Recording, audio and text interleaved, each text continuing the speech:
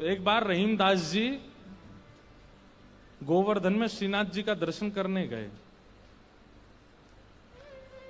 एक तो अल्हड़ भेष में रहते थे, ऊपर से इनके किसी कारण से इनको मंदिर में नहीं घुसने दिया,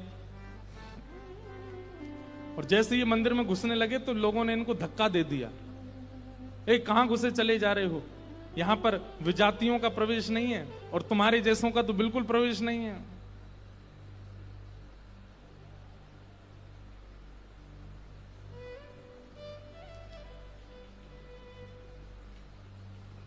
रहीम जी को इतना क्रोध आया, ठाकुर जी को ही सुनाने लगे बाहर बैठ करके। बोले आप कैसे परमात्मा हो, कैसे स्वामी हो, कैसे भगवान हो? इतनी दूर से मैं चल करके आया और आप मुझे दर्शन नहीं दे रहे हो, लोगों के द्वारा मुझे बाहर करवा रहे हो। इतने क्रोध में आ गए श्री रहीम जी। ठाकुर जी भीतर खड़े खड़े उनको पसीना आने लगा, बाहर खड़े खड़े रहीम जी गुस्सा कर रहे हैं। गुसाई जी भोग लेकर के गए, पर्दा जैसे किया, ठाकुर जी बोले हमको नहीं पाना। ठाकुर जी कुछ और बना के ले आऊं, ठाकुर जी बोले हमको वो भी नहीं पाना। गुसाई जी को लगा ठाकुर जी बहुत नाराज हैं, 56 भोग बनाओ। 56 भोग लेकर के गए, ठाकुर जी बोले बिल्कुल नहीं पाना, हमारा मन नहीं है। स्पष्ट ठाकुर जी बता भी नहीं रहे कि बात क्या है, लेकिन जो जो गुसाई जी प्रस्तुत कर रहे हैं सबके लिए मना करते जा रहे हैं, मुझे नहीं पाना। अंत में गुसाई जी ने कहा, बोले जय जय, कोई अपराध बना हमसे? ठाकुर जी मुंह फुला के बैठे हैं, कुछ नहीं बोले। बोले मैं क्यों बताऊं? गुसाई जी समझ गए, बोले कि ओहो कोई अपराध ही बना है। तुरंत सबको बुलाया, बोले भैया आज किसी का अपमान किया, किसी का अपराध किया, कुछ हुआ था क्या दिन भर में? तब द्वारपालों ने बताया, बोले महाराज आज एक आया था, वो विजातीय था, उसके वस्त्र भी अच्छे नहीं थे, वो देखने में भी अजीब सा लगा, हमको लगा मंदिर में जाके उपद्रव करेगा, इसलिए हमने घुसने नहीं दिया, हमने उसको निकाल दिया। गुसाई जी समझ गए, बोले ओहो उसी के लिए ठाकुर जी ऐसे हो रहे हैं।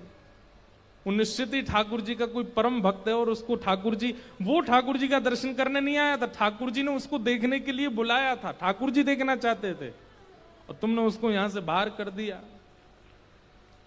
अब एक काम करो, बोले क्या? सुंदर प्रसाद बनाओ, प्रसाद बना करके सिद्ध करके, वो यहीं कहीं बैठे होंगे, ज्यादा दूर गए नहीं होंगे, उनको लेके आओ। मंदिर में प्रसाद सिद्ध हो रहा था रहीम जी को प्रसन्न करने के लिए, लेकिन ठाकुर जी इतने व्याकुल हो गए, बोले अभी तो चूल्हा जलाएंगे, कढ़ाई धरेंगे, तब कुछ बनाएंगे, तब तक रहीम जी वृंदावन पहुंच जाएंगे। इतने में ठाकुर जी ने क्या किया, ठाकुर जी के सामने जो सोने की थाल में प्रसाद रखा था, ठाकुर जी ने वो थाल उठाया बड़ा सा और अपने कंधे पर रखा, खुद ही चले गए, स्वयं ही चले गए।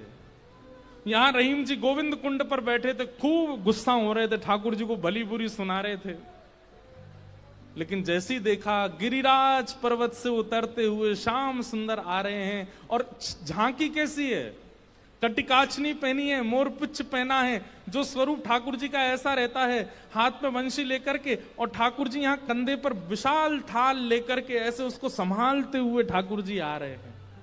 आहा, रहीम जी के लिए रहीम दास जी ने उसी समय ठाकुर जी की छवि का वर्णन किया, बहुत सुंदर।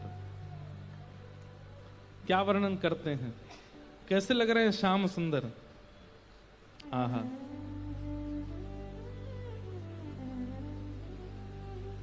काछे काछिन कलित मुरली कर, पीत पिछोरी साल की, बंक तिलक के सर को कीन्हो, दुति मानो विदुबाल की, ओ छवि आवन मोहन लाल की, छवि आवन मोहन लाल की, छवि आवन मोहन लाल की, छवि आवन मोहन लाल की। हाँ काछे काछ निकलित मुरली कर, पीत पिछोरी साल की, बंक तिलक के सर को कीन्हो दुति मानो विदुबाल की हो छवि आवन मोहन। अरे मोह कोई वेद ध्वनि ब्रज में सुनावे तो मेरे कान इतने रीझे ना आए, लेकिन कोई प्रेम आसक्त है करके मुंह को घोरी घोरी गारी सुनावे सो मैं तो वह के सामने प्रकट है जाऊं। वाह हो छवि आवन मोहन लाल की छवि आवन मोहन लाल। और थाल सामने रख करके ठाकुर जी वहां से अंतर ध्यान हो गए, लेकिन रहीमदास जी की स्थिति ऐसी वो तो उसी छवि में छके हुए बैठे हैं, थाल सामने रखा है। इतने में गुसाई जी अपने असंख्य सेवकों के साथ खूब सारा प्रसाद बना करके लाए। रहीम जी के पास जैसे ही पहुंचे तो देखें यहाँ तो पहले से ही थाल रखी, और ये वो थाल है जो श्री जी बाबा की है, श्रीनाथ जी की है।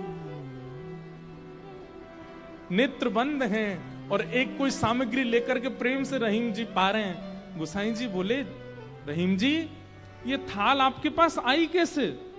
आहा बिसरत नाही सखी मोमन सो चितवन बैन विशाल की। बैन मतलब बैन कहीं कहीं ये अधर का जो अंतिम छोड़ होता है इसको बैन कहते हैं। ठाकुर जी के ये कैसे बोले इतने मधुर हैं कि जब ये ठाकुर जी मुस्काते हैं ना तो वो जो अंतिम छोड़ है वो इतना प्रिय लगता है ठाकुर जी के मुखमंडल का कि वो मेरे नेत्रों से जा नहीं रहा है। विसरत नाही सखी मोमन सो चितवन बैन विशाल की। नीकी हसन अधर सधरन छवि छवि सुमन गुलाब की हो छवि आवन मोहन लाल की छवि आवन लाल की। और जल सो डार दियो पुत्रिन पे डोलन मुक्ता माल की। जल सो डार दियो पुत्रिन पे डोलन मुक्ता माल। आप मोल बिन मोलन डोले बोलन मदन गोपाल की। आप मोल बिन मोलन डोलन बोलन मदन गोपाल की। हे छवि आवन मोहन लाल की छवि आवन मोहन लाल की। आहा आप मोल बिन मोलन डोलन बोलन मदन गोपाल की। इतने मूल्यवान श्री ठाकुर जी यहाँ पर बिनमोल की तरह डोल रहे थे, बोल रहे थे, चल रहे थे, बैठे थे। गुसाई जी को बता रहे हैं रहीम जी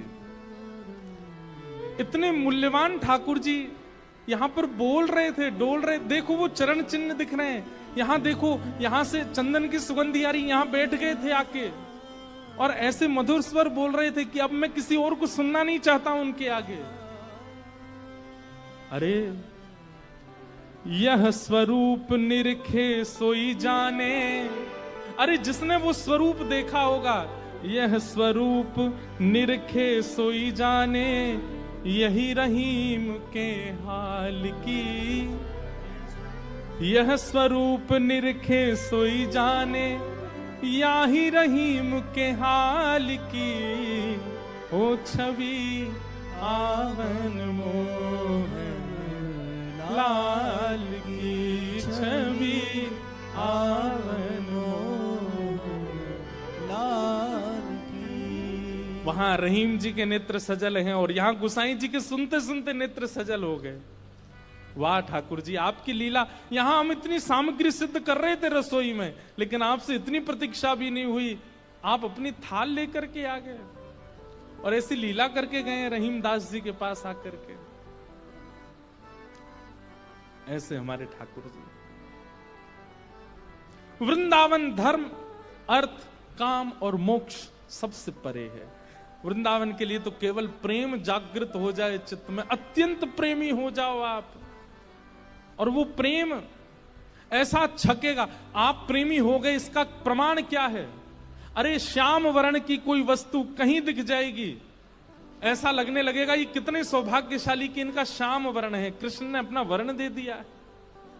किसी में दोष नहीं दिखेगा, सब में गुण दिखने लग जाएगा। मौन रहने का मन करने लगेगा। जब जब कृष्ण नाम ध्वनि होगी, ताल कैसी, स्वर कैसा, राग कैसा, उस पर ध्यान नहीं जाएगा, बस नृत्य करने का मन करेगा। वाणी गदगद हो जाएगी, सुनते सुनते कथा नेत्र सजल हो जाएंगे।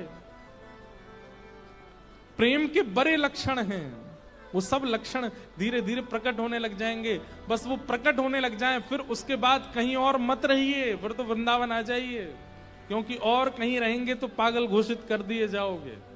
केवल वृंदावन स्वीकार करेगा फिर।